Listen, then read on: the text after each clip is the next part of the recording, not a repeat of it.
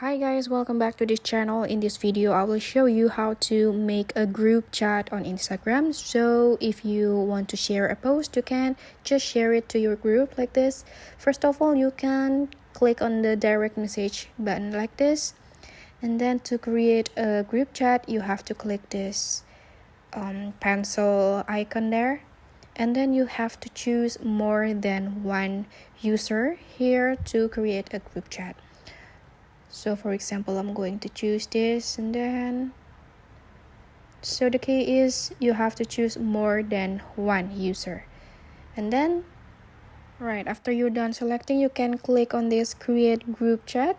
Alright, now you can share a post, a reel, a video to this group chat over here. So that's how you make a group chat on Instagram. Thank you guys for watching. If you find this tutorial helpful, remember to like this video and subscribe to this channel.